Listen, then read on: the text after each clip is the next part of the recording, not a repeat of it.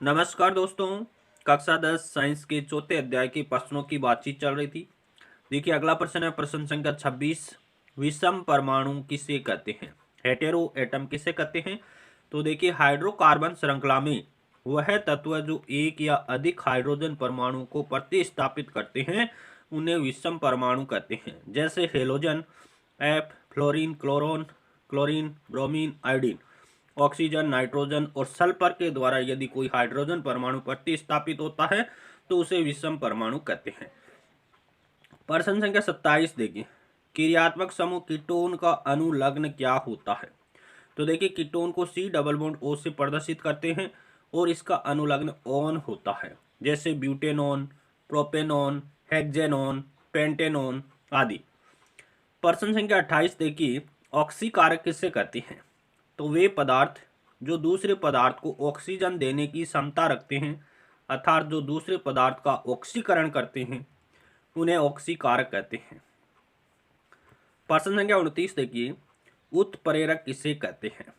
तो वे पदार्थ जो अभिक्रिया की दर में परिवर्तन कर देते हैं, अभिक्रिया की वेग में परिवर्तन कर देते हैं लेकिन स्वयं उसमें भाग नहीं लेते हैं, उत्प्रेरक कहलाते हैं। प्रश्न संख्या 30 की बात करें, एल्कोहल कौन से यौगिक को कहा जाता है? तो एल्कोहल किसको कहते हैं? सामान्यतः एथिल एल्कोहल या एथेनॉल को एल्कोहल कहा जाता है, जिसका रासायनिक सूत्र क्या होता है? C2H5OH होता है। यह सभी एल्कोहली पेय पदार्थों का महत्वपूर्ण अवयव होता है। अगला प्रश्न है, कार्बन की संयोजकता कितनी होती है? तो कार्बन की संयोजकता 4 होती है। ये चतुसंयोजक होता है क्योंकि इसमें 4 संयोजकता इलेक्ट्रॉन होते हैं। प्रश्न संख्या 32 देखिए, कार्बन अत्यंत मैत्रीपूर्ण तत्व क्यों कहलाता है? कार्बन है वो अन्य कार्बन परमाणु के साथ साथ हाइड्रोजन, हेलोजन, ऑक्सीजन, नाइट्रोजन तथा सल्फर के साथ आसानी से सहसंयोजक बंध बनाता है, इसलिए यह अत्यंत मैत्रीपूर्ण तत्व कहलाता है। प्रश्न संख्या 33 देखिए, घरों में उपयोग में लाई जाने वाली गैस या केरोसिन का जो स्टोव है उसमें छिद्र क्यों किए जाते हैं? तो घरों में प्रयुक्त गैस या केरोसिन का जो स्टोव है उसमें वायु के लिए छिद्र होते हैं जिनसे पर्याप्त मात्रा में क्या होती है? ऑक्सीजन मिलती रहती है और ऑक्सीजन के मिश्रण जल करके एक स्वच्छ नीली ज्वाला दे सके। प्रश्न संख्या 34 देखिए, यदि संतृप्त हाइड्रोकार्बन का दहन सीमित वायु में किया जाए तो क्या होगा? देखिए संतृप्त वायु का हाइड्रोकार्बन है उनकी वायु की आपूर्ति को सीमित कर देने पर अपूर्ण दहन होगा और अपूर्ण दहन होगा तो संतृप्त हाइड्रोकार्बन है वो भी कजली ज्वाला के साथ जलेंगे। प्रश्न संख्या 35 देखिए, एथेनॉल का मुख्य उपयोग क्या है? तो एथेनॉल क्या एक अच्छा विलायक है। एथेनॉल एक अच्छा विलायक है। इसका उपयोग किया जाता है टिंचर आयोडीन बनाने में। किसमें करते हैं? Tincture iodine. कफ सिरप बनाने में, टॉनिक आदि जैसी औषधियों के निर्माण में एथेनॉल का उपयोग किया जाता है। प्रश्न संख्या 36 देखिए, एसिटिक अम्ल की NaOH के साथ अभिक्रिया का समीकरण लिखिए।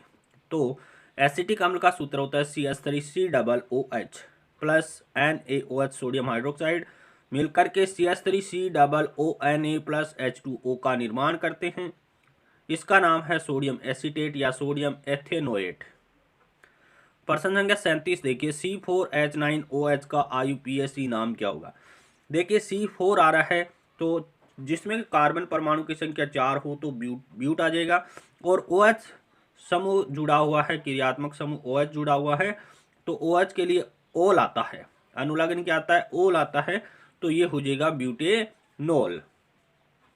प्रश्न संख्या 38 की बात करें तो प्रश्न संख्या 38 कहता है शुद्ध एथेनोइक अम्ल जिसको एसिटिक अम्ल कहते हैं को ग्लिसरिक एसिटिक अम्ल क्यों कहते हैं?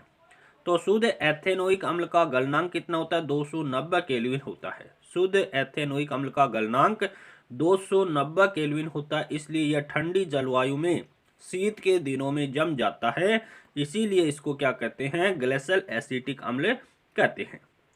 प्रश्न संख्या 39 देखिए, हाइड्रोकार्बन किससे कहते हैं? तो वे कार्बनिक यौगिक जिनमें केवल कार्बन तथा हाइड्रोजन होते हैं हाइड्रोकार्बन कहलाते हैं। प्रश्न संख्या 40 देखिए, कार्बन श्रृंखलाएं कितने प्रकार की होती है? तो कार्बनिक यौगिकों में कार्बन श्रृंखलाएं सीधी भी हो सकती है, शाखित हो सकती है, वलय के रूप में भी होती है, और ये सभी यौगिक संतृप्त और असंतृप्त प्रकार के हो सकते हैं। प्रश्न संख्या 41 की बात करें, सर्वप्रथम अमोनियम साइनेट से यूरिया का निर्माण कब और किसके द्वारा किया गया? तो सबसे पहले 1828 में फ्रेडरिक वोहलर ने अमोनियम साइनेट से यूरिया का निर्माण किया था। किसने? 1828 में फ्रेडरिक वोहलर ने अमोनियम साइनेट से यूरिया का निर्माण किया था।